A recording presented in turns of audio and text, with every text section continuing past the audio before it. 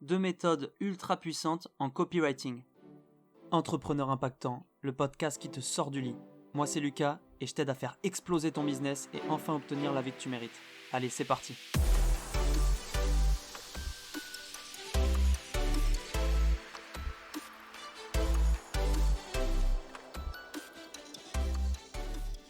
Salut l'impactant, j'espère que tu vas bien ce matin. On se retrouve pour un nouveau podcast où on va parler d'un sujet qui t'avait beaucoup intéressé parce que j'ai déjà fait un podcast dessus. C'est le copywriting. J'ai décidé de te donner 2 méthodes en plus que j'utilise au quotidien. Parce que je sais qu'être bon en copywriting, ça demande de l'expérience, comme tout. Mais avec ces 2 méthodes que j'utilise au quotidien, tu vas devenir un bon copywriter rapidement, j'en suis sûr. Elles sont utilisables dans tout ce que tu écris. Mail, bio Instagram, page de vente, tout ce que tu veux. La première, elle est assez connue, et la seconde l'est moins, mais elle est tout aussi efficace. Donc reste bien jusqu'au bout. Et prends des notes. La première, c'est AIDA. Tu en as peut-être déjà entendu parler. Si tu es là depuis le début de ma page Instagram, tu l'as déjà vu parce que j'avais fait une publication dessus. C'est une technique très puissante qui décompose en 4 étapes ton copywriting. La première étape, c'est l'attention. Tu dois attirer l'attention de la personne, sinon elle ne te lira pas. C'est ultra important. Comment attirer son attention? Avec des couleurs vives, selon si tu utilises...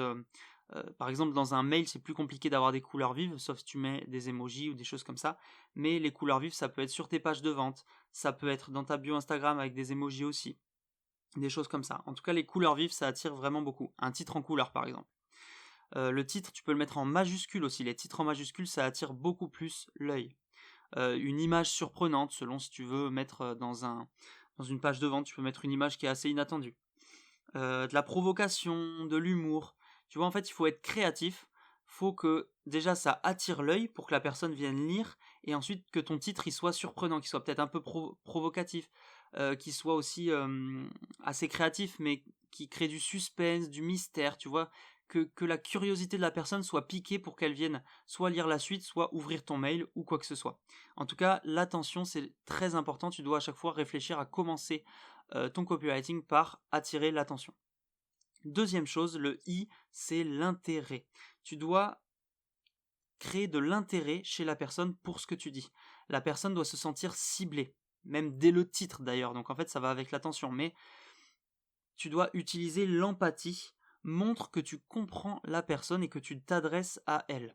En fait, pour qu'elle sente de l'intérêt, c'est qu'il faut qu'elle se dise « Ok, ce texte, il est écrit pour moi ». Donc, il faut montrer de l'empathie, il faut que tu décrives un petit peu qui elle est, que tu dises « Ce texte, il s'adresse pour ces personnes-là » et elle comprendra que c'est pour elle. Donc, tu balayes tous les doutes que la personne a sur le fait que le texte la concerne ou non, d'accord ? Donc tu dois vraiment expliquer ça. Ça, c'est créer l'intérêt en se disant « Ah ouais, il m'a compris complètement, ce texte, il est pour moi ». Troisième chose, le D, c'est le désir. Là, il faut vraiment que tu envoies du lourd. Tu dois convaincre ton prospect que c'est exactement ce qu'il lui faut.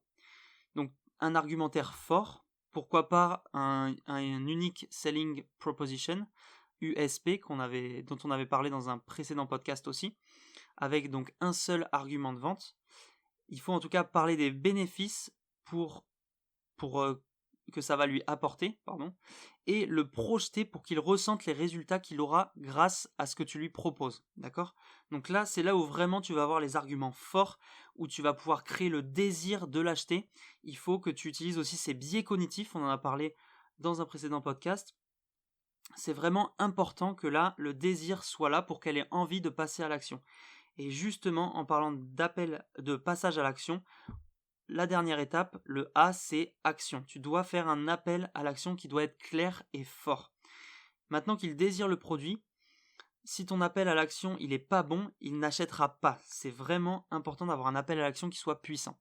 Donc évite le cliquer ici. Ça marche plus. C'était à l'époque, il y a longtemps, quand on connaissait rien au marketing sur Internet. C'est tout sauf un bon appel à l'action parce que c'est pas personnel. Tu dois proposer quelque chose qui donne envie. Donc, je sais pas, quelque chose comme « je veux ce produit ». Tu vois, déjà, cliquer ici et « je veux ce produit », c'est déjà un peu plus fort « je veux ce produit » que cliquer ici. Mais tu peux encore faire mieux que ce que je viens de dire. Donc, fais un appel à l'action qui soit vraiment clair et fort. Voilà pour la première méthode, AIDA. attention, intérêt, désir et action. Si tu découpes tous tes textes comme ça, franchement, ils ne peuvent que être bons. Ensuite, la seconde méthode, qui rejoint un peu la première d'ailleurs, tu vas voir qu'il y a des points qui sont un petit peu similaires, ça va être la méthode que j'ai appelée la méthode de l'état actuel et de l'état futur. En fait, ça va se découper en 3 phases. Tu vas commencer par décrire l'état actuel dans lequel la personne se trouve. Ça, c'est vraiment pour les pages de vente ou pour les emails de vente. C'est moins pour la bio Instagram ou des choses comme ça. Ça concerne pas trop la bio Instagram. Donc, l'état actuel, tu dois décrire son état actuel, ce que la personne ressent pour lui créer le problème qu'elle a dans sa tête. C'est-à-dire qu'elle a déjà un problème, mais toi, tu vas mettre les mots dessus pour qu'elle le ressente à nouveau et qu'elle s'en rappelle. Donc là, tu vas la replonger dans son problème. Ensuite, deuxième chose, c'est la solution. Tu vas lui apporter la solution.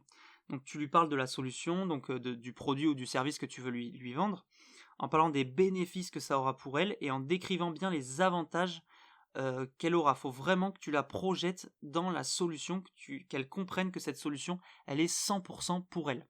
Vraiment important pour cette personne. Et donc, troisième phase, c'est l'état futur. Donc, on a fait l'état actuel, on a apporté une solution et maintenant, on va parler de l'état futur. Tu dois la projeter dans ce qu'elle ressentira en ayant acheté cette solution. Ça permet de lui provoquer le désir et surtout l'achat compulsif. C'est-à-dire que si elle ressent les bénéfices de ce que ça pourrait lui apporter, elle va ressentir 1% ou 1/10 de ce que ça va lui apporter, elle va se dire ok, j'ai vraiment besoin de ça, et c'est là que tu vas pouvoir lui faire acheter. Donc cette méthode en 3 étapes, elle est aussi ultra puissante sur tes pages de vente, sur tes emails de vente, etc. Voilà, c'était les 2 méthodes que moi j'utilise au quotidien et qui sont vraiment ultra utiles et faciles à mettre en place. J'espère qu'elles t'aideront à faire plein de ventes. Je te souhaite une bonne fin de journée et je te dis à demain pour le prochain podcast. Ciao.